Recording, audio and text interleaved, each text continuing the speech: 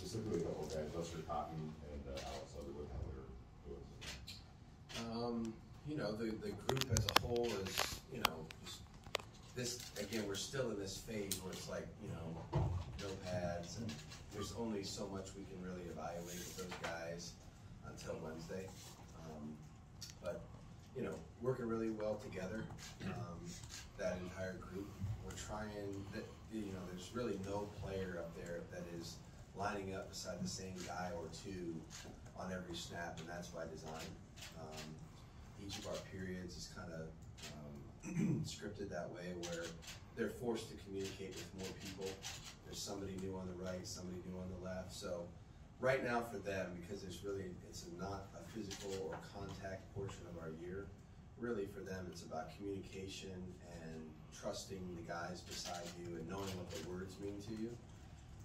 And then specific to two players you mentioned, Lester and Alex, I mean, you know, they're doing a good job of that so far, working well together. And, you know, like I said, I think the big part of this evaluation for us up front on both sides of the ball will really, I'd say, start to take some shape on Wednesday, and, you know, and then it's going to continue throughout training camp, you know, when we have our opportunities and pads. You mentioned Wednesday and pads.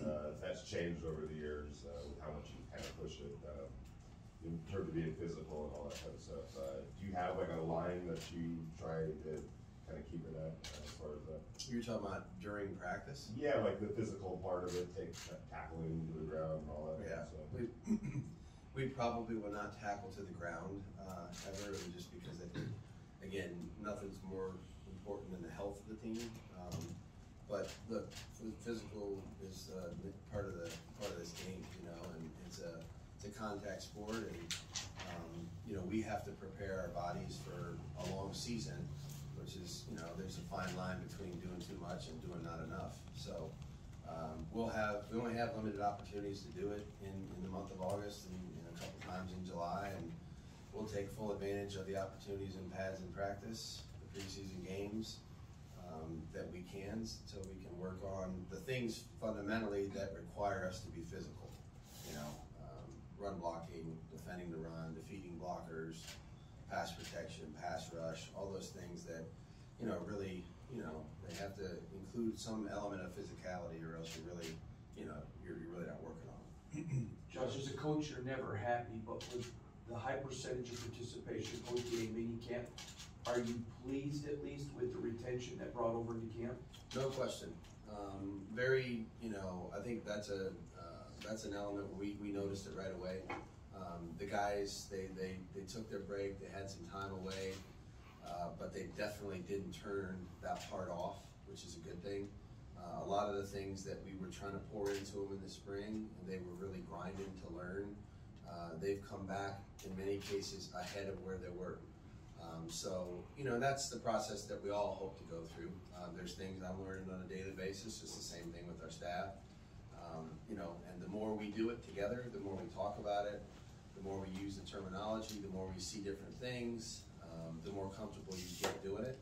And I think that's what we're seeing from our team right now. Again, like I said, we really haven't had any competitive. We were competitive just a little bit yesterday in shells, but until we start to see the competition level pick up physically on Wednesday, you know, we'll do as much as we can.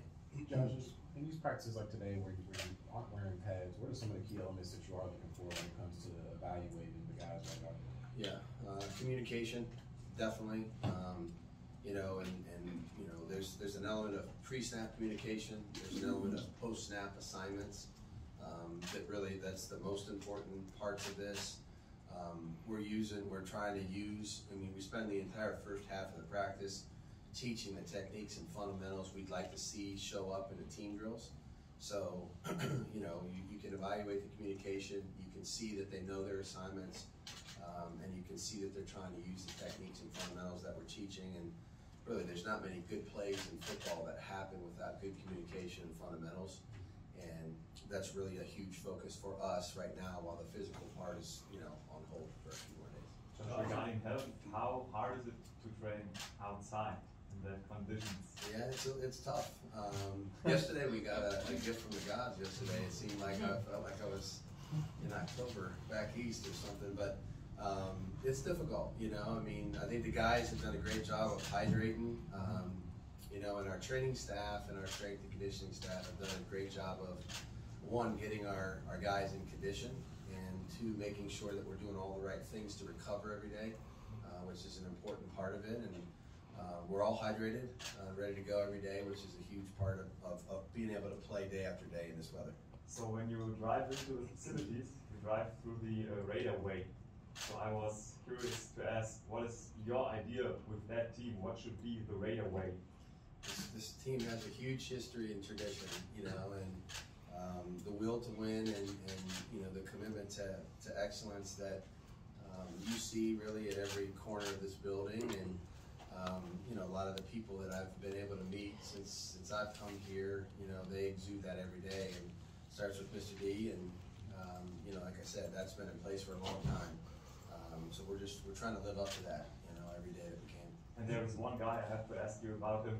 You met him in New England a few years ago, Jakob Johnson. Yeah. You brought him with you to that team. What is the thing about his fire? I met him a few times in Germany, in Stuttgart, and he's an incredible competitor, but is there a specific thing you saw from him in training or in the game? Because, or why you brought him with you? Yeah, Jak's a great human being, and he's really a good football player. He's really worked himself into a role that fits him and his skill set. Very tough, very physical, extremely unselfish. You know, he's not out there on every play, but the plays that he's out there, he gives us everything he has. You know, extremely supportive. Was one of our off-season program winners because of the work that he puts in the building every day. And I think he's garnered the respect and admiration of all his teammates. And he's believing there's probably not one player on our team that's more excited for Wednesday than Jakob. Josh, yesterday, Patrick Graham was saying, you know, as much as you guys want the TFLs and the sacks for the defensive line, you know, a big, you know, your primary focus is controlling the line of scrimmage. Where did that kind of philosophy come from for you? You know, if you can't, you know, defeat a blocker in the game of football on defense, it's very difficult to have control of the game, you know, and in order to control the line of scrimmage, there's got to be an element of being able to use your hands and press the blockers back and be able to shed and make some tackles. You know, the splash plays and the plays where you just run in the backfield and nobody blocks you, those are few and far between. You know, every team will make a few here and there, but you can't really count on that. There's an element of they're going to try to block you, and you have to try to defeat the blocker. And at its core, football, you know, that's probably the most fundamental aspect of our game. So, you know, we're going to work hard Wednesday, Thursday, you know, and moving forward to try to, you know, develop those fundamentals that we can't really work tremendously at right now. Those are going to start, you know, to show up in groves here once we get to Wednesday, because both sides of the ball are going to need to be able to try to control the line of scrimmage, or you know, or it's tough in our game to really feel like you're in command of the game if the line of scrimmage continues to get lost. Coach, there was a certain player on the other side of the ball that you played with, coached for a couple of years with in New England, who's about to go to the Hall of Fame, Richard Seymour. He also was here for a couple of years. Is there a certain story or recollection that you have that just kind of embodies him as a player when you think about him going to the Hall of Fame? Well, Richard's a great human being. You know, that's what stood out to me right away when we first had him in New England. I was impressed with how mature he was. You know, the kind of person he was. He really latched on to a lot of the veteran players right away and developed some of their great habits. As a player, I remember practices where, you know, we would have to make sure we knew on the script which plays he was in there for and which plays he was not in there for, because if he was in there for every play, practice would have been a mess for us. And so we kind of had to pick and choose our battles, you know, and he was just a really difficult guy to block. And he lined up all over the front and could be very disruptive at nose, 3 technique, and pass rush, run game. It was just very difficult to handle him. So at his size, he was extremely athletic, very explosive, and he was that right away, right off the very first, you know, year we had him. So tremendous honor, very deserving. Difficult to play against him when he came to the Raiders, and we had to compete against him a few times. That was very difficult. I liked it a lot better when he was on our team. Coach, the guys have come in and talked about watching Patriots films, as you implement the system. Back in New England, heavy tight end, slot, big play receiver.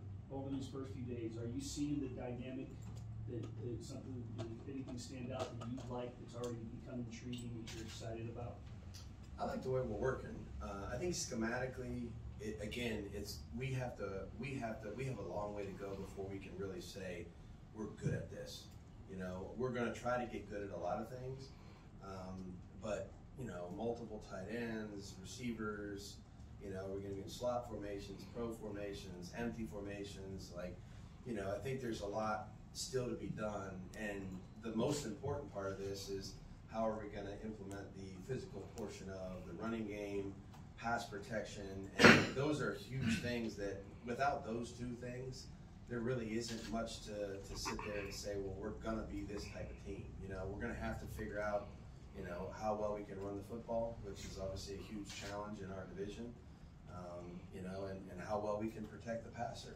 And so, to me, fundamentally, those are the most important things, like whether we use 3 receivers, 4 receivers, 2 tight ends, 1 tight end, 3 tight ends, 2 backs in the game at the same time, you know, full back in the game.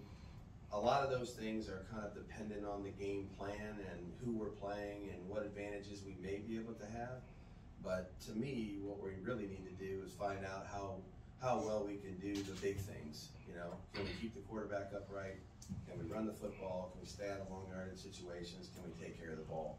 The rest of that stuff, I mean, believe me, we have scheme that we'll never be able to get to because there's so much of it, you know, and that's pretty much true for all coaches. I mean, you could sit here and we could play a whole season in 11 personnel, which the Rams have done in the past, or you could hardly get in 11 personnel, you know. It depends on, you know, how you evolve and the things you end up doing well. Coach, so much is made of Devontae, Hunter, and Darren Waller. I don't know if you're fight committee on the other spot, but can you talk about so far what Mac has done?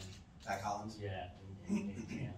Yeah, first of all, he's, you know, another off-season award winner for us. I mean, he shows up, you know, does a great job in our strength and conditioning program, brings a ton of his teammates along. I heard, you know, some guys I haven't run that yet. I don't know what that is. I'm sure I don't think I could make that. So, but I'm glad he hasn't asked me. But great personality, big time leader, very unselfish. You know, he's contributed on offense where he's been at, and he's contributed in the kicking game.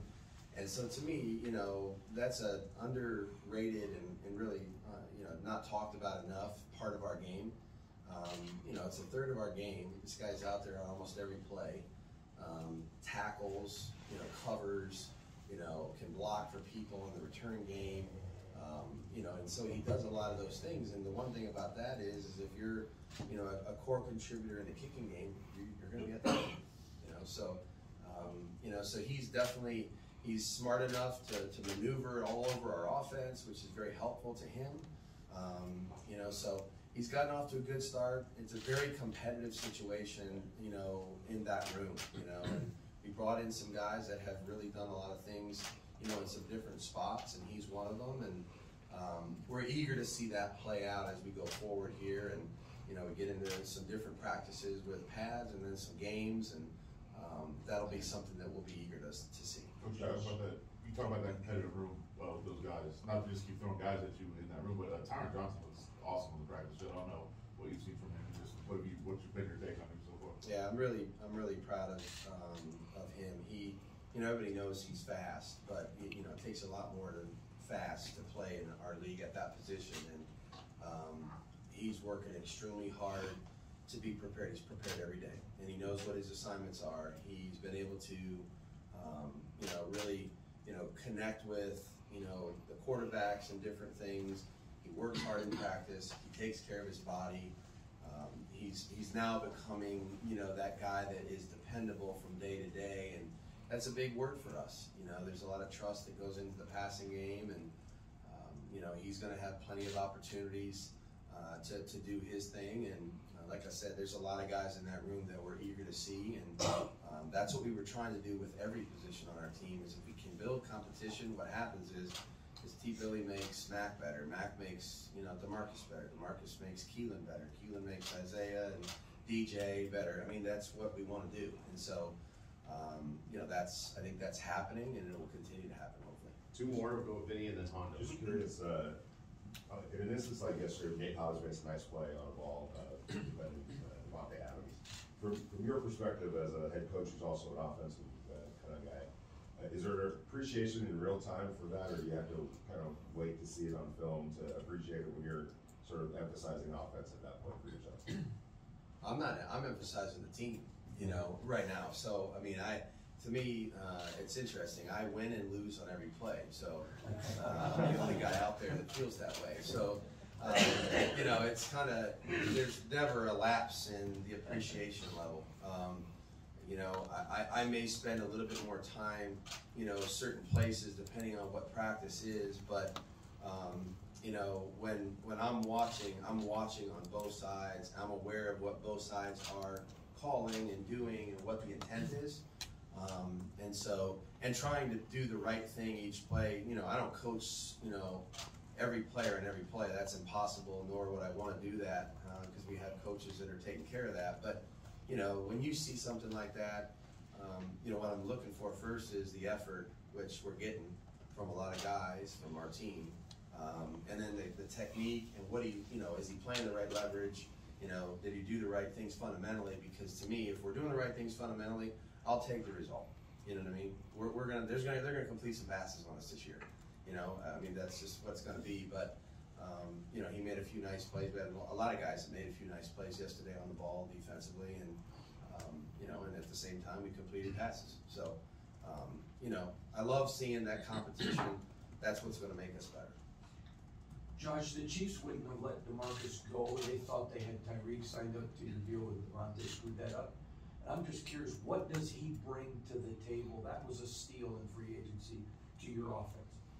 He's, you know, he's been a productive guy. You know, he's played in some big games. You know, we're moving DeMarcus around a lot. You know, and playing him in different positions, which is important. You know, he's big. You know, he's over 200 pounds and catches the ball well, runs well. And like I said, he's competitive in everything we ask him to do, which I love. He's got a great attitude. So, you know, he's brought a lot of fire and competition to that room. Like I said, I think that room's, you know, fun to watch. You know, because you know there's only so many of them that you can keep, but you do a good job of trying to put the best guys in there and let them have opportunities and earn their own role. And DeMarcus has certainly come here with a great attitude and a great approach to practice. And nothing's too, you know, too small, too big, whatever it is, you know, that we ask him to do. He's eager to do it. And, you know, he'll be out there early on the practice field, as you see a lot of our guys out there working on the jug, doing something to try to improve himself. And very willing to share of his experiences too. You know, and we have a lot of guys that have some different experiences from different places, and he's been eager to share the information that he's learned in the league to some of our other younger players. Thank you, Coach. Thank Yeah, you, everyone. you got it. Have a good day.